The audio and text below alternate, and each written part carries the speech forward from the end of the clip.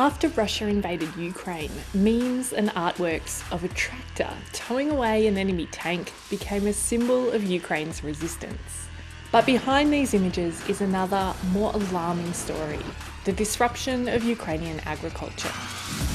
You see, Ukraine has some of the most fertile soils on the planet and is known as the breadbasket of Europe. But Ukraine's produce is exported around the globe.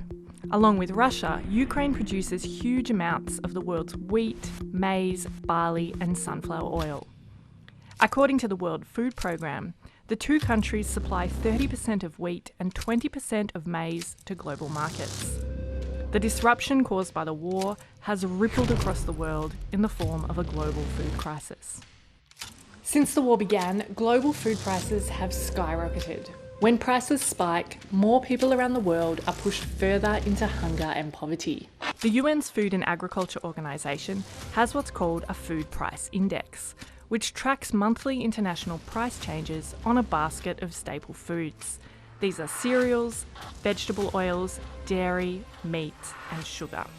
After Russia invaded Ukraine, the global food price index reached an all-time high.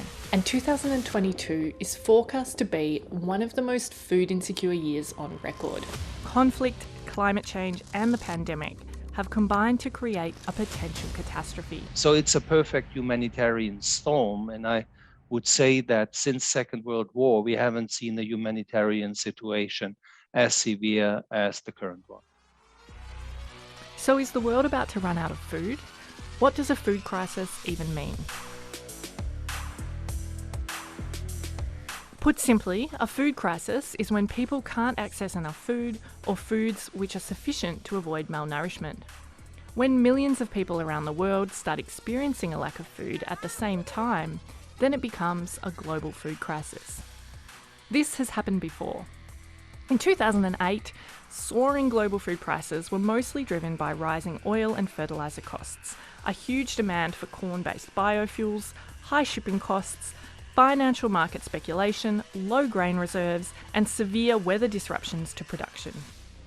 In 2011, drought leading to lower wheat yields in Ukraine and Russia saw countries impose export bans on their own produce, which led global food prices to spike. During these spikes, millions of people suffered. So what's behind the rising food prices of 2022? Essentially, it's 3 C's: conflict, climate change, and COVID-19. We see the effects of climate change much more prevalent across the world, changing weather patterns, changing the ability to produce food, conflict and the COVID-19 pandemic changing the ability to move food around the world and to access it. Rising international freight and fertiliser costs, driven by stronger demand and higher agricultural costs, have also played a part. The debt burdens of low-income countries whose economies suffered during the pandemic has hindered their ability to respond to the food crisis. It's not only the high prices, it's also that after the COVID crisis, many of the currencies of countries of the South have rapidly lost value. The dollar is very strong, and that acts to the unaffordability of food globally. Export bans are also impacting prices. To keep domestic prices down, countries are imposing export bans on staples. Russia has banned export of wheat, Argentina beef, Indonesia palm oil, and China fertilisers. The reduction in supply of fertilisers can have a particularly alarming impact. These countries wanted to reduce or maintain the price of grains because fertilizers are some of the major components of agriculture. And the reduction in export of fertilizers affect all countries around the globe that are major agricultural hubs. The third of the 3 C's causing a global food crisis, conflict, is not just the Russia-Ukraine war.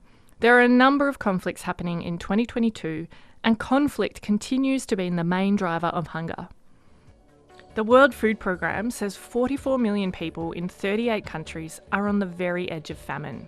This is up from 27 million people in 2019. But millions more people will be impacted by crisis or catastrophic levels of hunger. People in West Africa, the Horn of Africa, war-torn Yemen, Afghanistan and Syria are some of the most at risk. But there are solutions. It's important to remember there is enough food to feed the world. The 2022 food crisis has been caused by affordability and distribution issues. We have a distribution crisis. We have people who cannot afford food that would be available on the global market. They are competing in their food needs with richer countries who often take the available grains as fodder for animals or turn that even into biofuel. And so if we can manage a more fair, more equitable distribution of the food and help poorest families to be able to buy and to access food, we can solve this crisis.